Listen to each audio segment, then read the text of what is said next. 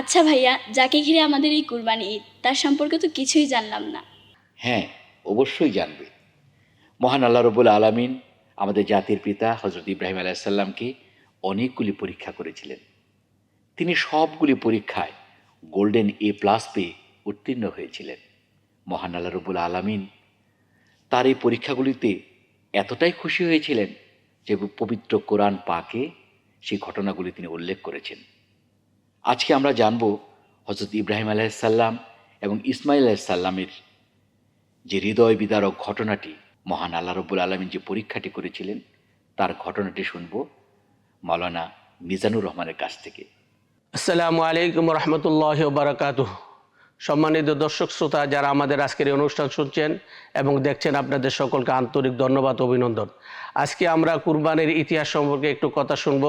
সম্মানিত দর্শক শ্রোতা, আল্লাহ রাব্বুল আলামিন ইব্রাহিম আলাইহিস সালামকে অনেকগুলো পরীক্ষা করলেন। তার মধ্যে অন্যতম একটি পরীক্ষা ছিল নিজের সন্তানকে আল্লাহর পথে কুরবানি করার সিদ্ধান্ত। আল্লাহ রাব্বুল আলামিন হযরত ইব্রাহিম আলাইহিস সালামকে ৮৬ বছরে একটি সন্তান দিলেন এবং তিনি সন্তান দেওয়ার পরে আল্লাহ রাব্বুল আলামিন নির্দেশে তাকে কাবা ঘরের পাশে বিবি হাজারা আলাইহিস সালাম সহ ইসমাইল আলাইহিস সালামকে রেখে আসলেন। এরপরে ১৩ বছর পরে যখন ইসমাইল আলাইহিস সালাম হাঁটার উপযোগী হলেন, বাবার সাথে চলাফেরার উপযোগী হলেন, তখন ইব্রাহিম আলাইহিস সালাম এসে তার সন্তানকে বললেন, ফালাম্মা বালাগা মাআহুস সা'য়া ক্বালা ইয়া বুনাইয়া ইন্নী আরা ফিল মানামি আন্নী আযবাহুকা ফানজুর মাযা তারা।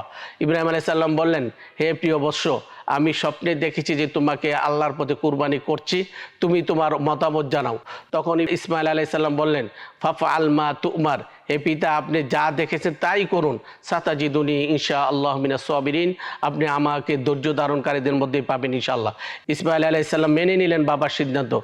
ইব্রাহিম আলাইহিস সালাম ইসমাইল আলাইহিস সালামকে নিয়ে যখন মিনার কুরবানির প্রান্তরে যাচ্ছিলেন, আজকে যেখানে জামারা পাথর নিক্ষেপ করা হয়, সেখানে ইব্রাহিম আলাইহিস সালামকে ৩ বার শয়তান ওয়াসওয়াসা দিলেন।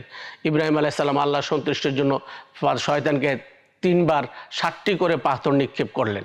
এরপরে সেখান থেকে ইব্রাহিম আলাইহিস সালাম ইসমাইল আলাইহিস সালামকে নিয়ে সেই মিনার পাহাড়ের উপরে নিয়ে গেলেন। সেখানে তিনি জবাই করার যখন সিদ্ধান্ত নিলেন এবং ছেলেকে শোয়াই দিলেন, ছুরি গলায় চালালেন, আকাশের সকল কিছু থরথর করে কাঁপছিল যে পৃথিবীর ইতিহাস এরকম আর সৃষ্টি হয়নি। জিবরাইল আলাইহিস সালাম এই দৃশ্য দেখে বললেন, আল্লাহু আকবার, আল্লাহু আকবার। ইসমাইল আলাইহিস সালাম মাটিতে শুয়ে বললেন, লা ইলাহা ইল্লাল্লাহু আল্লাহু আকবার।